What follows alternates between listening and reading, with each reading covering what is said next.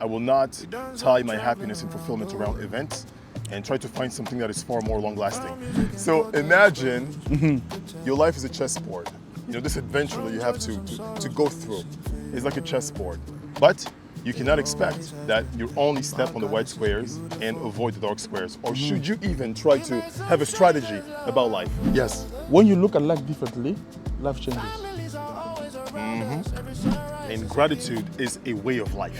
I climbed Mount Kenya for 3 days to feel something. It lasted 5 minutes. If you ever achieved the thing you saw would change everything and felt the same emptiness on the other side of it. This conversation is going to tell you why, and it's going to give you the one thing that does not work out. All right. Today's conversation ties up a whole lot of concepts that we've discussed in previous episodes that I know that you've already watched before you got here, hopefully. So we're talking about fulfillment once more. This term has come up in many conversations, you know, and how to attain it, and what are the things that contribute to attaining this level of fulfillment. Today, we're going to revisit that concept once more. We're going to talk about the one key, and this term sounds always trite to my ears. People who claim to have keys for success in life and keys for this, keys for that. Everybody is a locksmith all of a sudden. But there seems to be one pivotal ingredient to having this feeling of fulfillment in your life.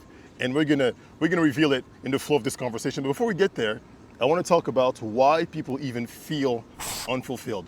Why people have this feeling of dissatisfaction in life. You wake up in the morning and you're just not excited to go after life. You're not excited to do whatever it is that is on your agenda. You feel like life is something to get through, and you're just not happy. And I'm using a lot of words synonymously here, you know, joy, fulfillment, and happiness, just for the sake of this conversation. You know, I don't think it really serves us well to go over the definitions and all that stuff, but why do you think people lack this feeling of fulfillment in the first place? Let's start there. That is a great question. One of the first answers my mind goes through is that people do not know to seek for fulfillment.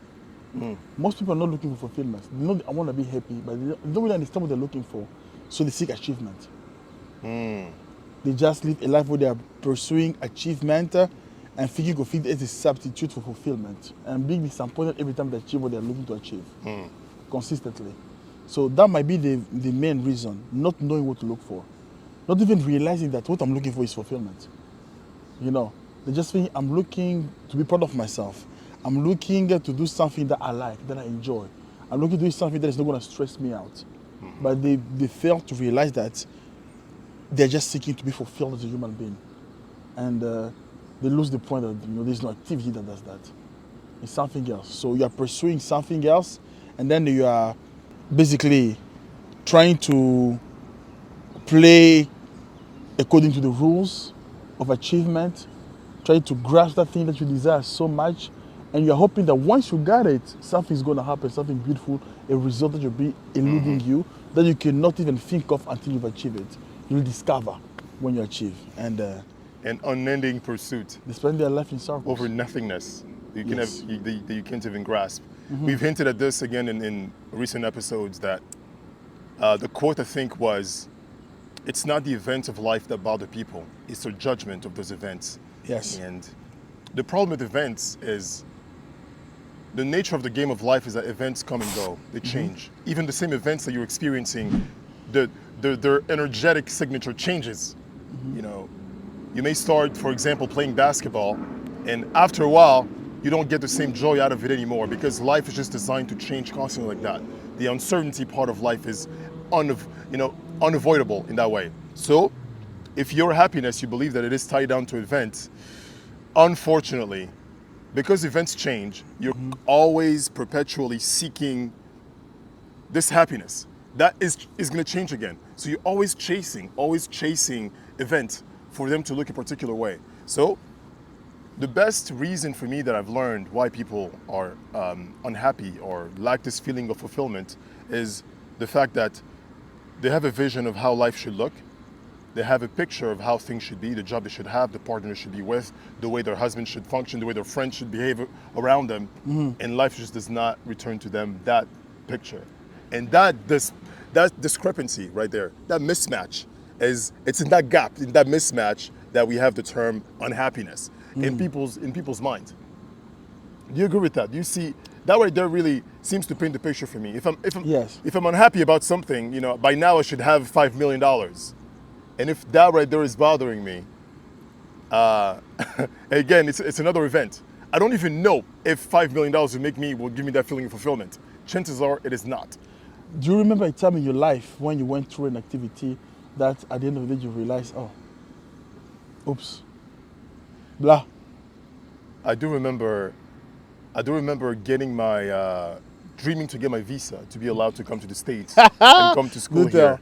tell. At that time, it felt as though that was going to be the pivotal moment that sends my life on an upward trajectory. It will change life. So Yes. I remember wanting it so bad. I remember the sleepless night before my interview. I remember Nervous over sweats. preparing. And we've talked about this again in an early episode that we recorded. Yes. But I remember that feeling of, man, if I get this, I get the freedom that I've always desired. I get the independence that I've always wanted. How can life go wrong after that point? Yes. And then you get it. The moment that you get it, that's it. Your soul is already desiring other things. Your mind is already crafting other possibilities, other realities ahead of you because you've already conquered. And that goes to show again that you cannot tie your fulfillment over events. So do you have one that you want to share with people Oh as yeah, well? there is one that came straight to mind. This is my junior year of high school. At this point, I'm in Nairobi, Texas. It's Nairobi, Kenya. St. Christopher's. So there is a trip that happens. Students, some brave souls are going to go climb Mount Kenya. A big mountain that very few people can claim that they conquered in their life. And we sit there among us as friends, and we are imagining this change people will be after we've gone through the hardship to achieve this great thing. We're about to go through this journey, and we're about to conquer the difficulty of the journey. And after we conquer the difficulty of the journey, we're gonna be rewarded with this unparalleled feeling as we stand at the top of the mountain. So that was the center of the story. Rocky Balboa on top of that thing. So we take the trip, we enter the buses, as friends we go. And then we start the climb up, as close as our friends now first, all together, pushing, challenging each other. Eventually, in that journey, they say everybody found themselves alone. It was a difficult journey. We climbed the mountain, I was climbing too fast, running with my friends, and I'm a big guy. So I reached a point where my body is not acclimatizing to the low oxygen. I lose consciousness in this I mountain. didn't know this one. Okay. So I'm myself because the point is you're going up. As long as you're going up, it doesn't matter where you go, you're going to end up where you're supposed to end up. So everybody is liberated. People are moving according to their shape, according to their face, their conditioning, according to their health. And there is a competition between the men. And there was camps. So you have the camp 1, you stop, camp 2, you stop. And we'll get there. There were these men called porters that would wear all our important stuff. For food, those people are superhuman. So they're carrying everything, they're going ahead of us and setting up the camp. So I'm going to this journey. I'm going to go quickly through the journey because I don't want to stay in this tale. But I'm going through the journey. I climb the mountain. And I'm with my group of friends. Mushi and everything. Mushi, quick brother, running up. I'm left behind in my group. I'm between two major groups. The group below me is too slow that even though I'm slowed down, I'm still creating distance between them. And the group in front of me, they are gone. Fast, yes. There's small people there. So I know about myself. And I'm wondering, how am I struggling? Because at this time, we are out of rabbit season. I'm in tip-top shape. I missed that. Anyways, I'm like, what's going on? And then a porter plus is like, it tells me in Swahili, pepo, mean air. So you're struggling, you're big. It's okay, just stay and then you're gonna be fine. And then he passes me, he goes by. So I continue walking, I lose consciousness about the world, the street. I start hallucinating. There's a tiger speaking to me. Huh? Yes. What? Okay. Yes. So I hallucinate a tiger speaking to me, and then eventually I acclimatize, and then I look by my side. There is a porter who noticed I lost consciousness, but he knew this. He didn't panic. He just sat with me, making sure there was no animals messing with me and everything. And when I woke up, he was like, you good now? All right, let's go. So I reach the camp. I found my people, they're already there in the camp, and everybody's staying their journey because at some point, everybody found themselves by themselves. This is day 1. Day 3, I'm jumping days because all the things happen. It had to be a night climb. Why? Because the soil is gravelly. It's impossible to climb when it's hot because it's crumbling. You need to climb when it's frozen at night. And then you're living in staggered group. The slow group have to leave early, around like 3 a.m. Not 3 a.m., but I think it was 11 p.m. And then the last group leaves around 3 a.m. I mean the 3 a.m. group. And you don't get to decide which group you are. Your performance dictates. And it was a badge of honor, but it was hard. We're all tired and everything. That time we come out, it's 3 a.m. And now, remember, this is importance. I'm feeling like I'm earning something because I'm suffering through it. It is hard, we're barely eating. And there's no shower. So we are washing ourselves with paper towels for those who can. Most people didn't shower or do anything to clean themselves. We are going through it for this price. I was there with my sister, Esther, and I was on the trip as well. Ruth was on the trip, I think. Now, Esther was among the slow people. They went early. I climb at night this journey. I'm climbing. At night, you cannot see before anywhere further than your nose because it's pitch dark, and the reason is psychological. If you see that incline, most people give up. So in the dark, people tend to do better. So I'm climbing. I find myself having to crawl. I'm like, what? I'm thinking maybe there's an incline that's gonna go again, but no. I'm crawling through rocks and everything. I reach a point. I hear a little girl sobbing. I look around. It's my little sister, Esther. I'm like, Esther, what's going on? Why are you here? And you say, I lost my gloves. I lost my glove. One of the gloves fell off, and my fingers are freezing. I'm a big brother. I remove the glove. Yeah, you gotta do what you must. I remove the glove. I give Esther the glove. I was like, okay, let's go. We shall get there. He's like, don't worry, I'm my friends. I don't want to hold you back. The objective, we wanted to get there at 4, 5 so we can see the sunrise. Damn, I crawl. At some point, it becomes even too hard for me. Because at this point now, my fingers are frozen stick. I'm praying to God, please let my fingers not fall off. I'm praying everything to keep them warm. I cannot keep my fingers warm. The only thing that can save me is the sun coming up, warming up things. You know, but someone's like, hey, no wonder Esther was crying. This is painful. And then you have to crawl with it. Now, the rocks are sharp, so they're cutting you. But if you cannot feel the sharpness because it's too cold, then you're cut everywhere. I climb, and then eventually I reach the top of the mountain. And we are there, a group of people, few people. We are 5 people. Daniel Omondi, Moshi, a porter, one teacher, I think a few people. At the top of the mountain, on our side here, fly the Kenyan flag.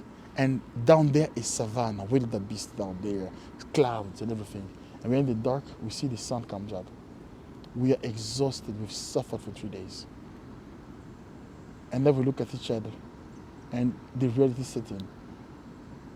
The feeling of satisfaction we're looking for is not here. This thing that we paid for is not here. The only thing that we got is, we're more the first people to make it there, and we can tell people we got there. The brownie points. Nothing. And I think that is to be compared to the journey of people in life. As they're trying to find that fulfillment, that feeling that will make them feel that they're there. You go through hardship, do difficulties, and you take it with joy. Because, well, at the end of it, there is something. Imagine a disappointment when you get on top of that mountain. I'm on Mount Kenya, the sun is rising. Unprecedented beauty, I will not lie. For a few seconds, it felt like I was alone there. And it felt like the Holy Spirit was present. Wow, God created this. Because I'm looking at my side, the other mountains, they are higher, but you cannot climb them. They're glaciers, and there's no good way to climb them. And I'm looking at these glaciers. There's a lake below that across when I was coming. It's a frozen little lake right there. Beautiful. And I see a stampede of animals from afar. And I'm like, wow, this is beautiful. It did not last 5 minutes. And on to the next one. On to the next one. Now imagine a life of having to conquer that over and over. Only to have that 5 minutes eventually becomes miserable. Especially if you're good at achieving the things. So, all this story to tell you guys that seeking for fulfillment in achievement, despite the difficulty of the journey, takes you nowhere. That is precisely the point, that you have a choice between either going after this short-lived feeling of fulfillment that does not last. You know it doesn't last. If you're lucky enough, it may last a day, a week, a month. Or you can change the way that you look at life and then have that feeling constantly, or almost constantly, you know. And I think the choice is clear, at least for me, that I will not tie my happiness and fulfillment around events and try to find something that is far more long lasting. And we're gonna get there. We're gonna get there and discuss the key precisely to achieve that way of life where you're always feeling that fulfillment. Almost always, I should say, because we're humans and life happens and your soul is not always the same as I've come to know. But for the most part, it is long lasting. And when it's taken away from you, it returns to you just as quick. That is what we're going after. And this is a very lofty claim. It's a big endeavor to go after this, and it's coming right up. But before we get there, this discussion will cover two analogies of life. And I think by painting those pictures to you, we can share the insights that we've learned, that we've also experienced and lived in our own lives, the stories that we've had to solidify these points. And then we're gonna end with what we believe to be the ultimate key to fulfillment. First analogy here is one that we learned from our dear teacher, Peter Sage. It's the analogy of the chessboard. That one I'd never heard before, and it was really, really clear, really powerful to me. It brings a lot of clarity and also some disappointment, quote unquote, about life, that it's not going to be the way that you want to. Some realism. So imagine your life is a chessboard. This adventure that you have to go through is like a chessboard, and you are a piece of the chessboard. In fact, you're the king. The king is the most important, piece of. When you lose your king in chess, That's you're death, done. yes. That's the end. So you are the king, and the king works here because the king can go in any direction, only one square at a time. Yeah. So you start. Most chessboards are black and white. The squares are black or white. Dark and light. Dark and light, right? And the average person would assume that if this chessboard represents life, the white squares, let me call them whites, the white squares represent the happy moments. The good stuff. Moments, the good stuff. What we call the good stuff. Where things go your way. Yes. And the black moments represent the crappy stuff, the bad stuff. The ones that do not bring pleasure, the ones where it's your tire that is blown off the road as you're driving. Yeah. When it's your rent that is due, you don't know how to pay for it. When it's your partner who cheats on you, a lot of things. So you have a series of white and then dark squares. And unfortunately for most people, we assume that life is about becoming so clever that you can only jump from white to white to white to white and avoiding all the dark squares altogether. Which, to be fair, it's not that unreasonable a thought. Yes. I don't think I would ever consciously choose pain over pleasure Yes. for a long duration of time. But here's the key in this analogy of life is what the white squares are. In your understanding, the whites are good, the blacks are bad. Yes. And I'm going to start my journey. But before you start your journey, you look down, you tighten your shoes to get started, you look up, the whole board has been covered. There's a sheet that covers the whole thing. And now you can no longer see which at one that is point, black, you which don't one know is which one is black and which one is white. Something that Peter Sage did not see in that analogy that I've come to add to myself is, not only do you not know where the blacks and whites are, but also the board itself, every now and again, it just spins. It changes, So you cannot predict really. You cannot say, okay, this was black, so this should Yes. be no. It And shifts, it slides over, it slides forward, slides back. You get it for a moment. You're like, I've got a secret of life, and then I got a secret to this. I can crack it, and then, cancer. Yes. So at that point, This life. it becomes clear. If I'm going to be the type of person who is so obsessed with only getting on the white squares, all of a sudden, I'm setting myself up for constant disappointment because I cannot Yes. even see the colors anymore. Yes. So, from a probability standpoint, it goes to say that you are actually likely to step on just about as many white squares or as many dark squares. Yes. So that is the picture, essentially, the picture of life as portrayed as a chessboard, where your journey is to go from square to square as you're going forward. But you cannot expect that you only step on the white squares and avoid the dark squares. Or should you even try to have a strategy about life or just move along? What do you make of this? I think that in retrospect, it doesn't matter. And I think that most of people in life are learning technique and strategies to move in life in a way that they spend most times on the white squares. And it seems honorable.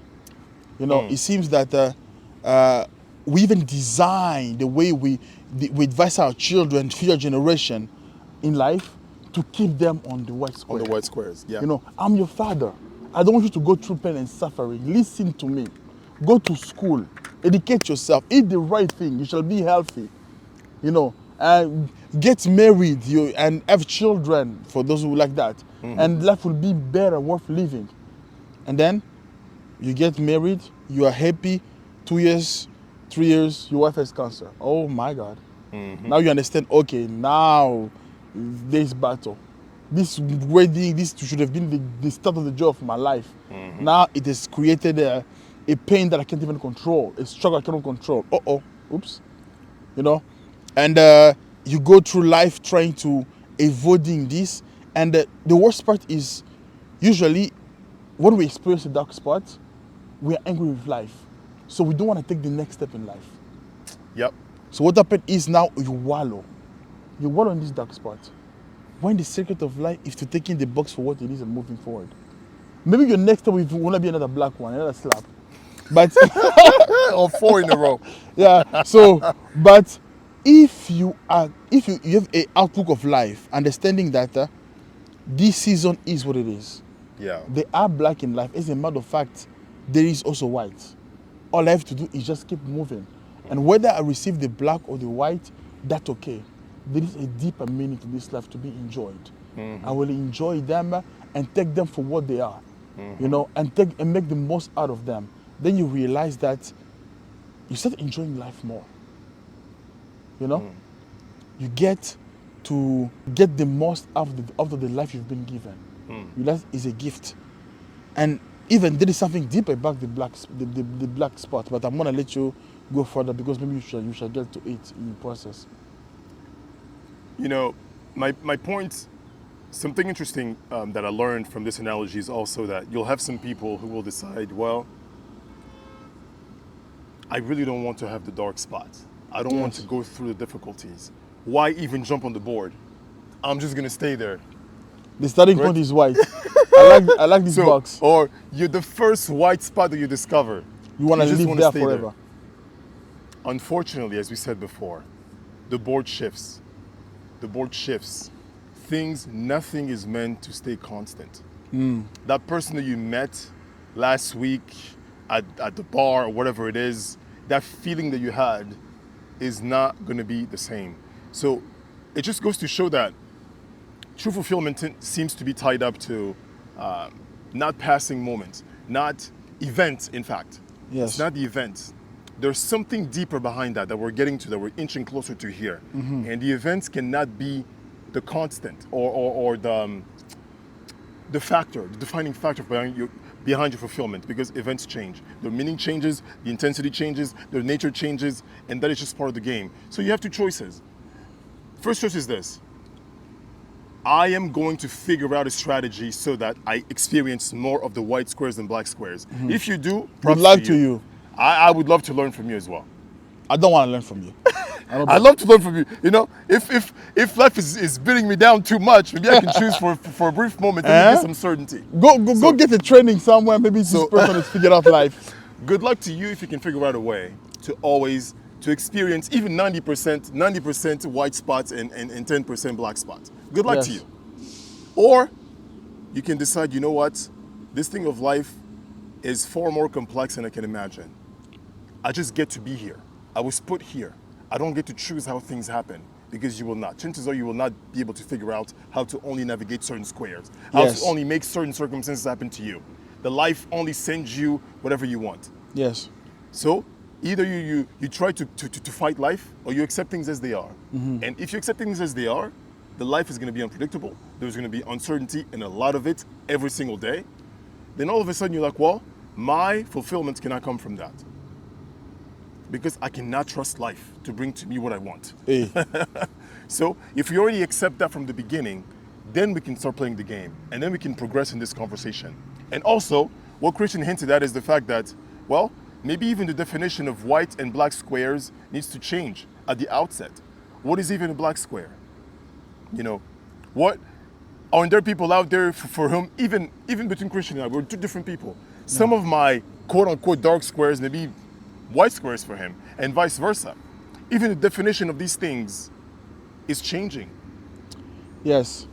There is something, I'm not sure if it was Peter who said that, but I mean, I think it's a common saying. Yes. When you look at life differently, life changes. Mm-hmm. You know, and that is important because there is this reality. It's strange to accept this as reality, but the circumstances of life, the things that we get, do not dictate how we experience them. What dictates how we experience them is how we hold them, how we view them. Yes. And it can be in the future, it can be in retrospect. Sometimes people are mature enough to be like that in the present. For me, usually, I need some time to change the way I hold events. Yes. But at the end of the day, the experience of event, for them to be positive or negative, is depending on one thing: how we hold those events. You know, and there was this analogy that was brought up in this conversation that I thought was so true and powerful. Who you are as a person, no matter what you've achieved, is most likely more created by the dark boxes in your life than the white boxes. Your character is usually built in the struggling moments. So when you start changing your perspective of your life and realizing that all these steps, white and black, are blessings for me, and they are all meant to allow me to live the largest, the most profound experience on earth. Now you start enjoying life because you start looking for the proper meaning in the struggles. You know, if you've never known poverty and struggle, how would you really understand what it is to need to care for people in the future? You need to go through that first. Who knows? Every time in any situation of life, when organizations, even the military, is trying to build you to be the best warrior you can be, do you know what they do? They put you in pain. It's pity. There is that training that I love to watch myself videos of special forces taking their tails. Enjoy those things. One was expressing, I saw a video where a person was expressing like, there's this training they do about evasion and to resist the interrogation, I don't know, Okay. survival training. Okay. He said that you go there and those people are so good at their job, at making you miserable, that you leave the place hating them genuinely. That your exit interview has to be somebody else because you can even receive them from them. And what they do there is they torture you the best they can. They try to take you to the worst torture you can. And these are people that care for you. And they're doing it lovingly, knowing that you need that. Because eventually you're going to find yourself someday in enemy territory, enemy hands. And you're going to know what you need to go through, what to do. And the things that build us into the next seasons of life, the graduation, a step back, is usually the dark spots. So now, my relationship with Blackboard have changed. Not all the time. Sometimes I get moments of clarity. As I'm going through a struggle, I will just get a moment of clarity. It's like, this is building me for something. I'm about to graduate. And it makes life enjoyable in general. So I reach a point where unpleasant events are just unpleasant events.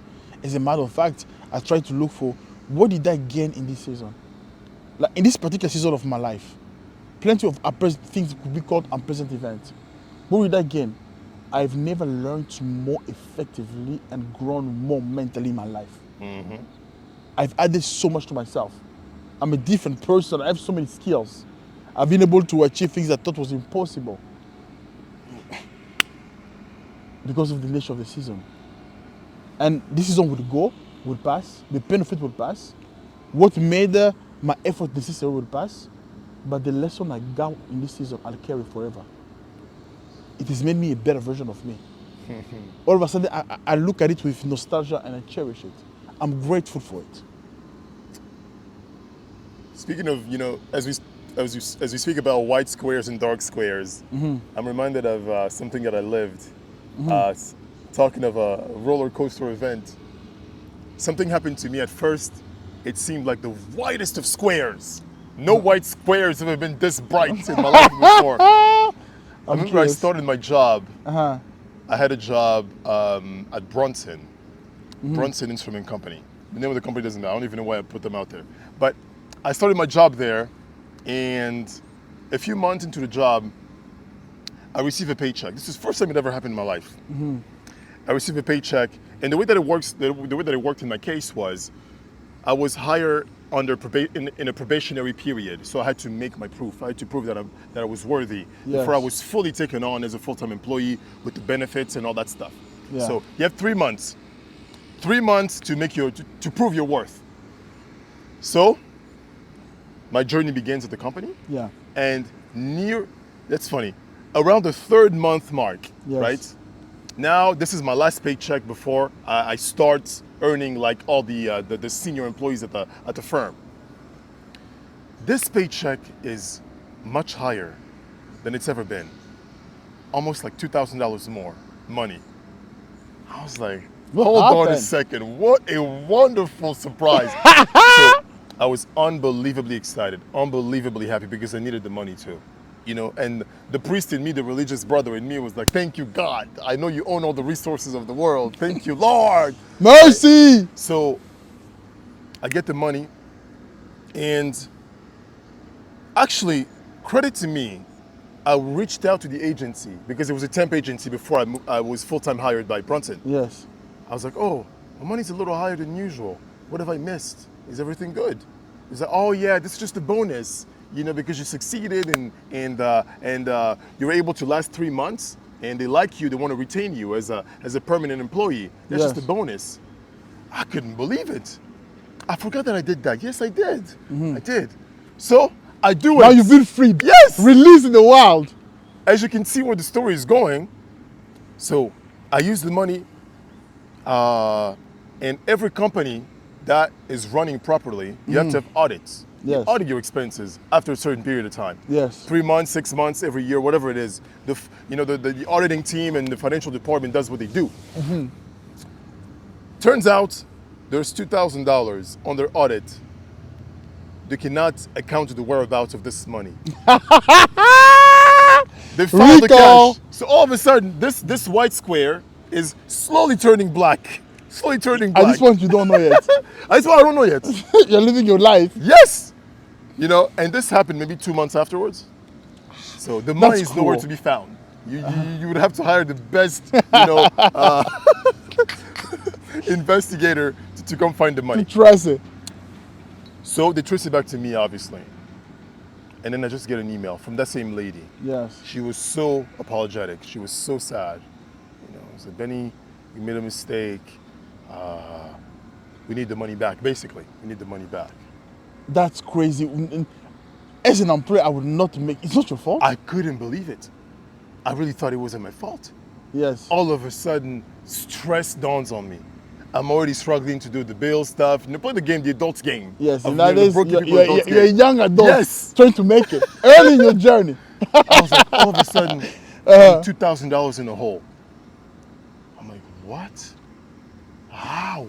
And how could the timing have been so perfect? And that was a much less mature version of me. Yes. Fair, to be honest. This is we're talking 6 years ago, 7 years ago. And I lash out. Not lash out, but I tell the lady right away over email. You told me that this was mine. This is a bonus. What are you talking about? She didn't respond. But I can just imagine how bad she must have felt. She was feeling so bad. Her manager now contacted me. He said, you need the money back. But because it wasn't your fault, we can even do a payment plan. You can pay this money over a long period of time. To me, it was like, I don't want any more money coming out of my pocket. So this white square turned dark on me so quickly. Well, because you had planned, I'm sure you had already planned every allocation and executed. And then from this dark square, I learned a very valuable lesson, because it's really only from the dark squares that your life improves. The person that you are now, chances are you are this person because of the dark squares. Because your parents divorced, you've learned something. Because you broke your leg doing so, you're just learning constantly when you go through these dark squares. Now you better believe I know. If money that I was not expecting shows up, I'm gonna do my darndest to account for it. That possibility is open in my life. Listen, I get blessings from anywhere, from anywhere and everywhere. But when it happens to me, now, I'm even gonna have these people sign a piece of paper. let's get this notarized. This is Yes. mine, this is mine, cool, cool, cool, cool, cool. But that surprise you will never find me again. And as we talk about this, it seems to me that the white squares are really, they seem to be very correlated to the comfort zone. We talked about the comfort zone a while back. Yes. Can you imagine if all you ever did was just go through white square, white square, white square, white square? You wouldn't be much of a person. Yeah, you're never challenged, you never pushed to grow. Challenges are necessary. Yes. In some way. I was talking to my father today, and he told me, chacun a besoin de son désert. Meaning, everyone has a need for his desert. And this was yours. Enjoy it and cherish it. A strange thing for a father to tell his son. And usually he has a smile on his face. Oh gee, man. And the nature of the game is that you enjoy this in hindsight. You know, Because I wish I learned the skill to be able to enjoy the difficulties I'm going through it. in time. But Yeah, but usually it's in hindsight. and also inevitably you realize that each one of them Yes. has a positive seed down the road. So after you've done this work, after you've started to open your eyes to it, then it also makes the dark squares not feel as bad. Yes. Because you know, well, you know, it sucks now, but inevitably, based on past experience, I'm going to be thankful for this. So having that awareness also changes quite a bit. Yes. So this was about the white and dark squares. And I want to segue here quickly to forgiveness for a quick moment here. Go ahead. Because when we talk about forgiveness, it's usually because some other entity has harmed you, has done you wrong from your perspective. You know, Yes. based on your rules and values. As we shall talk about that in the next conversation. Yeah. So somebody's done you wrong. Yeah. And now it is on you to extend forgiveness. Something Peter Sitch talked about, I want to Yeah. get your insight on this. Uh-huh. He said, it's one thing to know how to forgive somebody. We can talk about what that means as well, if you want to. What we perceive to be forgiveness and all that stuff. But it's one thing to forgive somebody, and it's another thing entirely to realize that there's nothing to forgive at all. How's that? Because the person who wronged you, quote unquote, basically what they did is they allowed you the opportunity to walk on a dark square that you would not have wanted to walk on anyway. So in that way, they're actually helping you live life the way it's supposed to, helping you improve. They're helping you get promoting better. agent. So I was like, do we really agree with that? Is that too? Is that one of those self-development phrases that just sound good, or is it really true? You know- There's nothing to ever forgive. I'm not with him on this one. I believe forgiveness is necessary. And there are things to forgive because lack of forgiveness is as corrosive as cancer. Yes. The consequences of not forgiving is dangerous. So telling somebody who is struggling to forgive that there is nothing to forgive, I find that concept dangerous. But I do understand what it means by that. It's a change of perspective regarding your relationship with the wrongdoing. You know, all of a sudden, when I decide to hold the negative event that you facilitated in my life, to hold them differently, and I'm now holding them as a promoting agent, as the chance I got to grow, and I'm like, oh, thank you. Because of you, I've grown. So there is nothing to forgive, but only because I've learned to hold it differently. So, if you're struggling to forgive, you can do two things. You can work on the way of getting to forgive, finding a way to forgive in ways people walk to it, and in order to release your soul, because an unforgiving soul is a soul that is dying. You're burning up from the inside, and it's a cancer. So you can do the work to forgive and do whatever people go to psychiatrists and try to resolve it with the person, all the stuff they need to do. Yes. And you can do that, or you can develop a new skill. Figure out how to hold negative event differently. And when you do, oh man, it changes. You know, I've had experiences like that. Usually, they're the people in your life that you love the most, that you care about the most, that have the ability to hurt you the most. You know, True. I'm not gonna go in details in this, for it feels a bit too personal to go in detail with it. But I've had a situation with my mother, where she has believed that what this sweet woman was doing was simply being a parent. That was necessary, but it was causing damage. It was much more than that. we've never had a conversation about it because this is an African mother. She's not going to negotiate with you. We've never had a conversation about her behavior, about the things she must have said or done. But I came to a place where I held it differently because an intention regarding me, a desperation for my well-being became quite obvious to me, forcing me to hold this thing differently. And I realized that fail or succeed, something is undisputable. This woman loves me. She's ready to sacrifice herself for my well-being. She will do anything for me. And this madness that's going on, she truly believes in her heart to heart she's doing the right thing. I truly have a sacrificial mother, a loving mother. I understand. She got it right. She got it wrong on this case. Sometimes people get it wrong. Or every bit of bitterness in my soul, every bit of scars, every bit of negative emotion regarding that woman in my life is not there.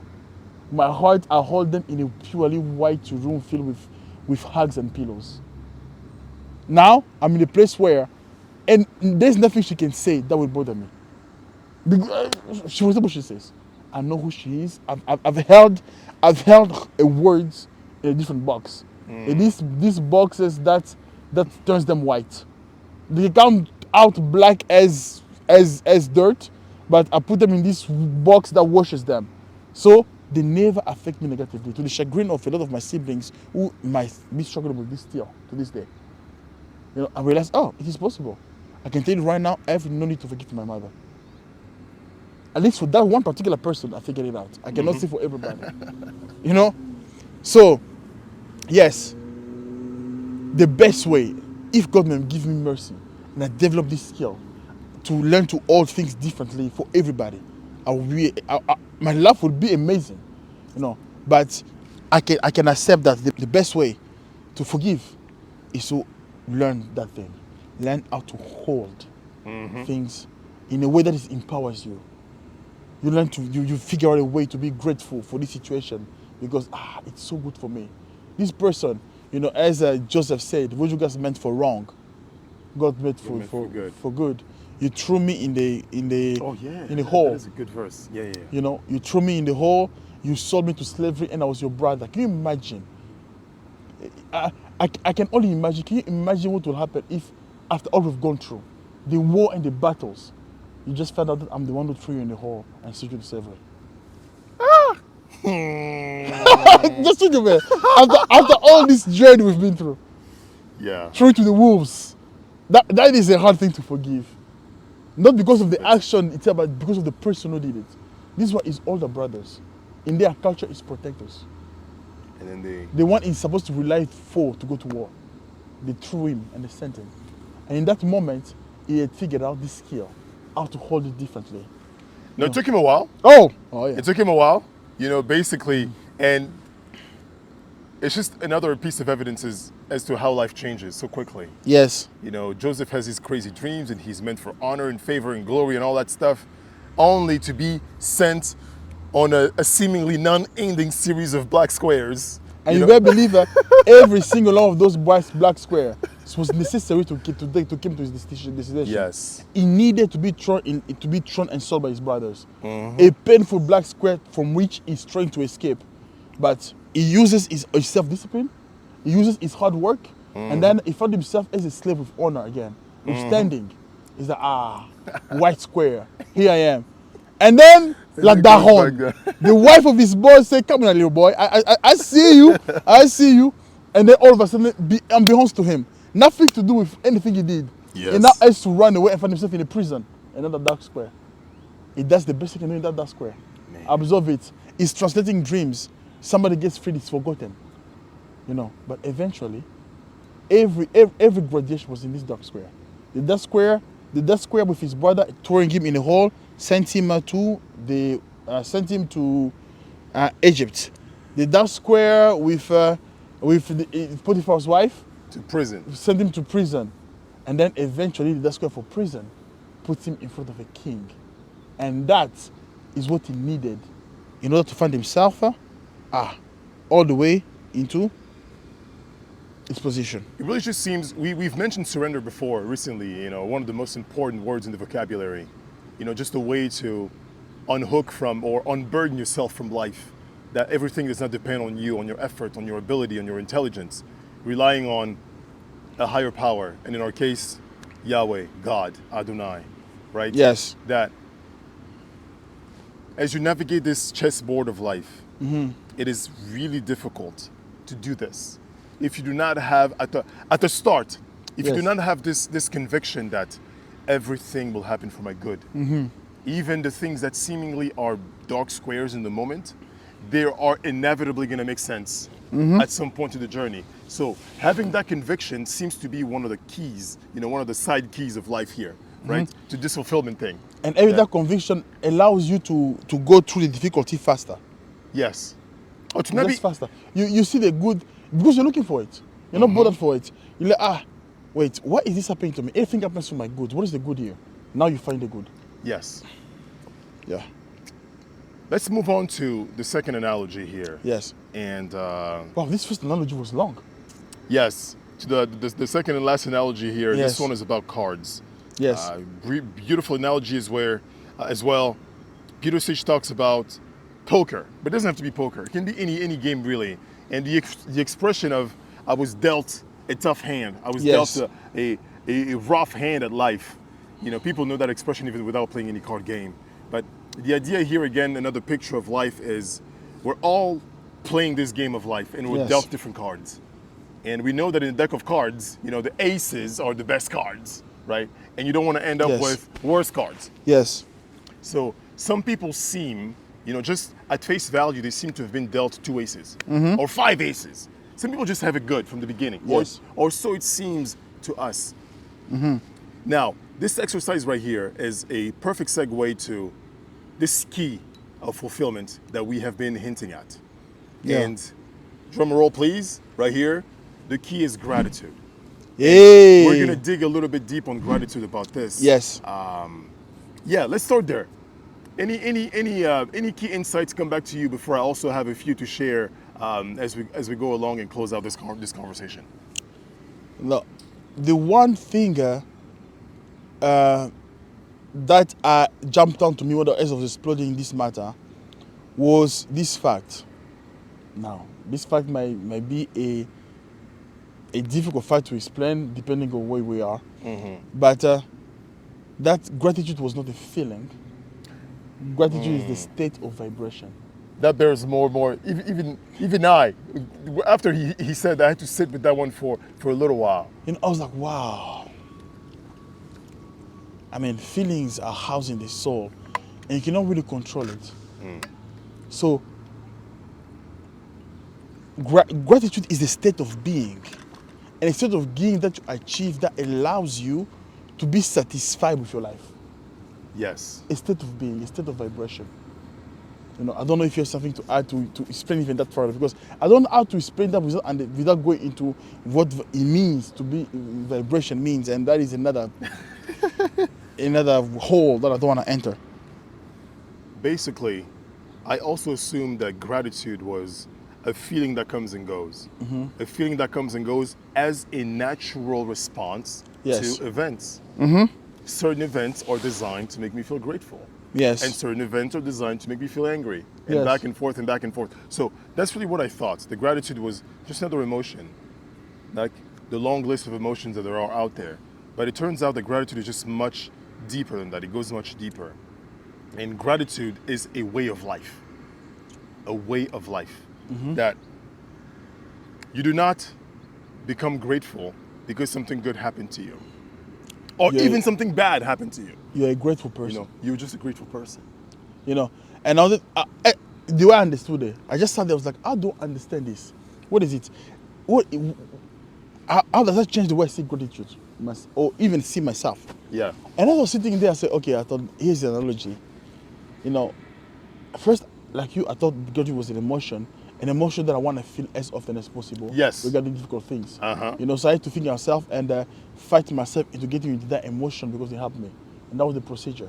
But then to come to realize that, no. It's not that. Gratitude, it becomes a feature that you can develop. It's more like you've gone to the gym and now you have muscles. Now you're a muscular person. whatever you go, whether it's cold or hot, you have muscles on you because you've been working on yourself. You know, now you have muscle. So being a grateful person is like being a muscular person, Yes. not just being a sad person or happy person. So it means that when that state of vibration, when we achieve it, we don't have to try to be grateful about the situation. We just are. Which was a slap in my face because I realized I'm not there. And it turns out it's not even the notion of being grateful about things. It's like saying, I'm alive in this moment. Yes. Like, because you're always alive. You are you. Yes. And gratitude should be like that, regardless of events. And we're going to discuss what that even means, because it seems so out there. It seems so impractical. It seems so unrealistic. Yes. So this one was very powerful to me, changing the way that I view life. And again, we are exploring this second analogy of cards. Yes. And part of this exercise is to get you to find the richness, the wealth that you're already sitting on. Yes. And that was really profound for me doing this exercise as well. That I've been dealt cards. You know, I'm born and raised in Africa, in the Congo, the Republic of the Congo, in Yes. Kinshasa. You know, Yes. my city of birth. Now, if you ask any American here, for the most part, if they even know Kinshasa and they hear that it's in Africa, most of them would be like, okay, what is this place? This is a bad start to life. You got a rough card that was dealt to you at the beginning. Okay. Based on society's rules, that may be true. But the fact is, if you find a way to hold events, as we discussed earlier, it's really just about holding events differently.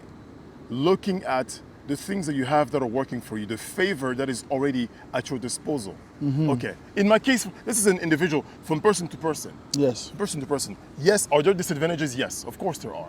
You know, there are disadvantages in life. There are things that I wish that I had and wish that I didn't have and all that stuff. But it really just stops there. Because number one, it's pointless to even wish that your life was different. Yes. It's just a silly thing. What you can do, however, is, to the best of your ability, look at the cards that you have.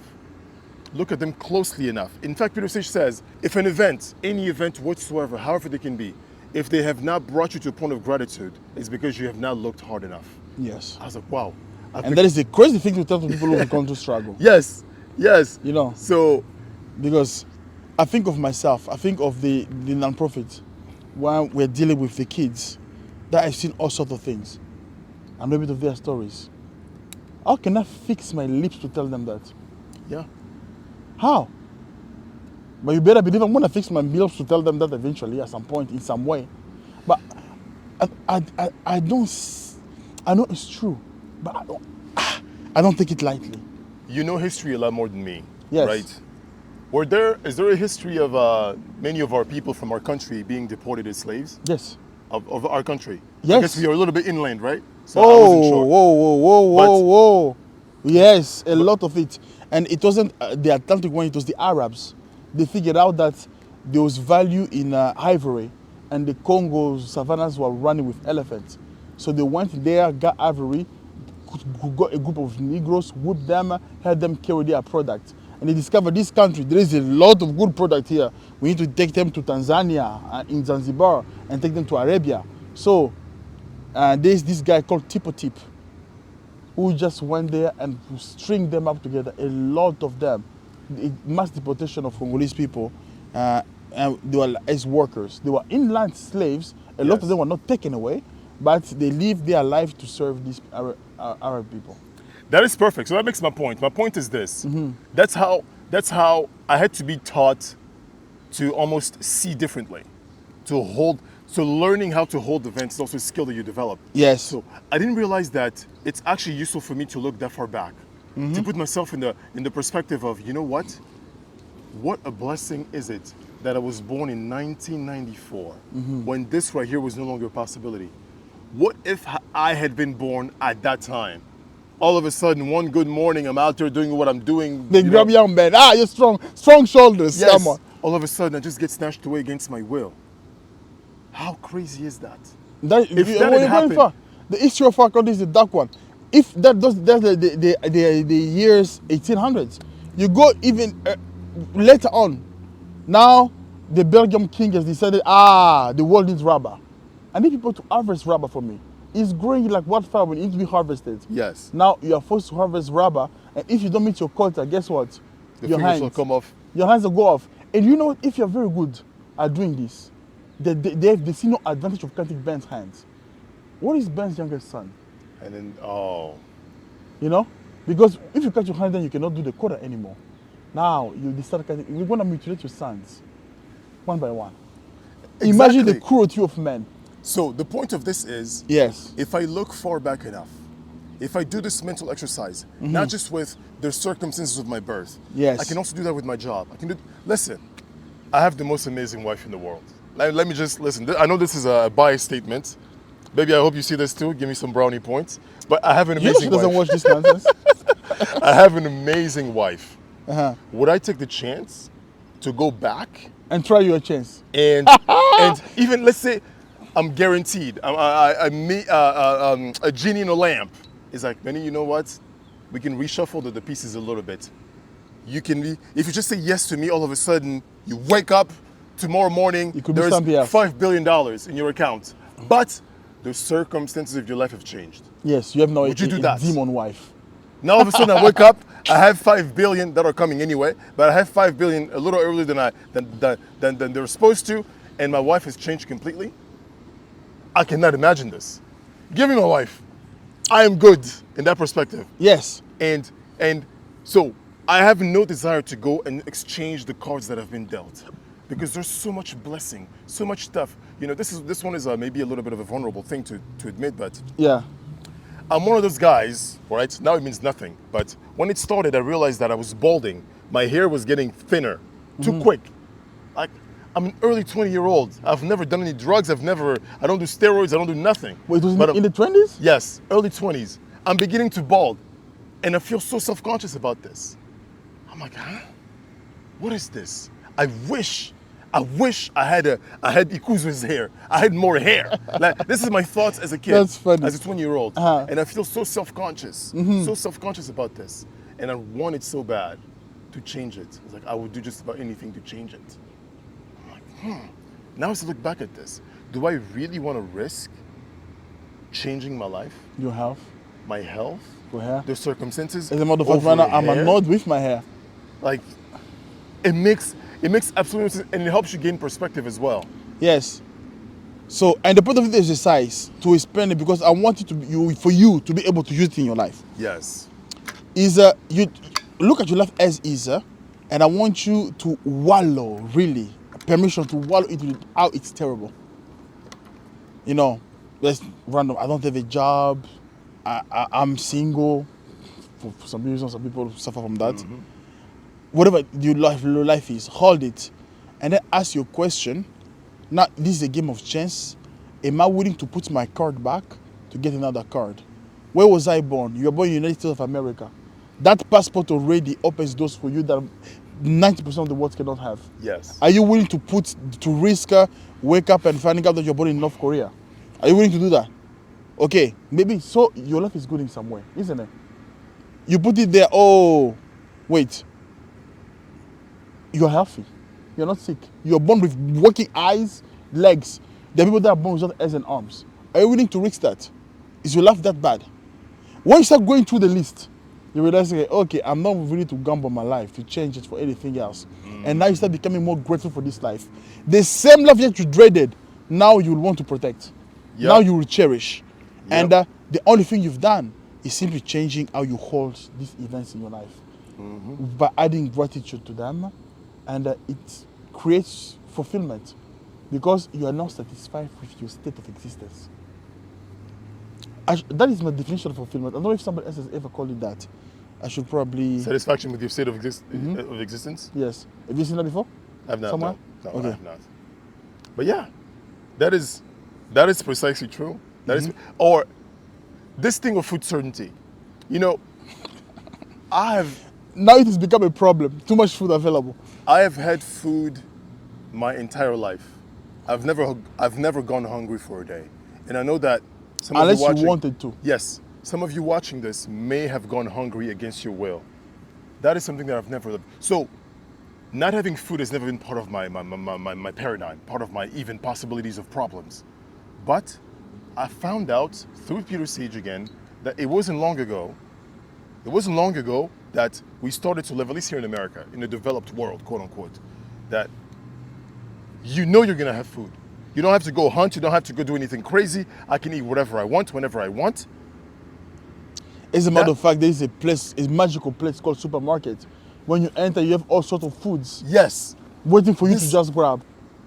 This would have been an unbelievable thing. Can you imagine our great grandparents they had to go to into the mountain to hunt gazelles and to hunt monkeys to eat, and to go this hunting party, and then they will have a shaman bless them for the journey. The women sing for them as they go, and no and guarantee then they would come everybody back. waiting that when they come back, everybody was healthy, because if you're hunting in my ancestral land, you are competing with leopards and you're competing with very aggressive Of course, you're taking their food. right? And they knew that, so they started killing you. Yeah, you don't look too bad yourself. You look juicy and Yes. and plump. Yes, so that is one thing. And then you are hunting elephants. Trust Yes. me, elephant is one of the most, he is the most powerful land animal out there. So every journey to feed your family as a hunter tribe was basically risking your life. And they will say there is never a old hunter. There are no old hunters. So the amount of time you come, you have to stop at a certain moment. You have to have sons, because if you're a man with no sons, it means you have to hunt longer, right? And you cannot impart from your wisdom to a young man, which made young people a blessing, boys, And the famous I want to kick here, but in our culture, a father was measured by the number of sons they had, and it makes sense in that situation, because a father with a lot of sons produces food for the entire community. Because when you came and you put down an entire elephant, it was the entire community that ate, sang around fire, and then we knew we are eating, but a week later, 2 weeks from now, we need to go face the savannah again. Now, this is my DNA, these are my people, and that's why I'm this big, that's why my genes are like this, right? Today, equivalent for that for me is Sunday. I'm annoyed to no end, because I'm about to go spend hours shopping. Exchanges for paper. I search for paper and my time is being burnt. I'm upset. I have a book to finish. I'm upset because I'm going to give them paper to give me the food I need. What is this? Would I exchange my life for that? That is unbelievable favor. Unbelievable favor. I sure am happy that I do not have to go hunt. Oh, imagine. It doesn't matter what, a risky affair. Because and you and the lion and the leopard, you're hunting the small, slowest gazelle. Yeah. There's just, and again, Culture. we really encourage you to do this exercise as we conclude this chat right here. You'll be amazed to find out how many things you're taking for granted, how much you're sitting on a gold mine and you're looking for gold out there, and yet you're sitting on it. Yes. That you are so blessed, and your problems in perspective are not as big as you think they are. Yes, imagine how you would feel when you realized you've been sitting on this gold mine when you've been searching for a long time. Imagine what happens in the soul of a man. Oh my God, all along, the diamond was in my shoe. My life is changed. What your life can change if you learn to change the way you hold your life. And also, it tends to improve. Just because you change the way you hold your life and because you're feeling the different type of way about everything, because you're grateful, then the universe itself, God himself, the people around you want to make you more grateful. You're a happy guy. I'm not Sam from being it's funny because I'm not Sam from being a Grinch, I'm Sam from being the nicest and happiest man they know. So when I want people that know me as being happy, everybody's happy I'm there. They want to laugh. They want to tell me stories. They want me to tell them my tales, because as you know now, I'm filled with tales. And I want to tell them my tales, and the atmosphere is more and more and more, and they want more of me. But when I'm cold, people want to avoid Christian, distant. And that life is like that. When you're grateful and you are happy, oh my God, thank you God, I got a pigeon to eat. What a wonderful thing. And then a rabbit will come and walk by. Oh, here I am, eat me too. That's how the universe works. Yeah. I think that's it. I think we've talked about the crux of this. Any Yes. further is just prolonging this for no reason. Yes, indeed. Ladies and gentlemen, we are at the end of our conversation. As always, I give you a CTR, call to action, meaning I call you to do something. We are trying to grow this. We believe it has value. We believe it can add to your lives and to the life of many. But for that to happen, it has to be a good product. For it to be a good product, we need to grow. We need you guys to like and subscribe. When you like and subscribe, you do something wonderful for us. You give us an opportunity to be better. And then as we grow, we have more means. We can create even a better product for you that will be more entertaining than this is, and that will teach you better, and that you will enjoy. So do us that favor. As we enjoy this favor, we have to exchange this conversation, to exchange these ideas with you because we enjoy it. We do this actually naturally all the time, and this favor for us to find ourselves in a place where we can do this and think of it as something that is going to be productive for us. So help us continue this journey. Like and subscribe. Do the right thing. And to end, I will say this was B.E.F, Brothers Enjoying Endless Favor. We are grateful to be here with you. Until we see you again, au revoir.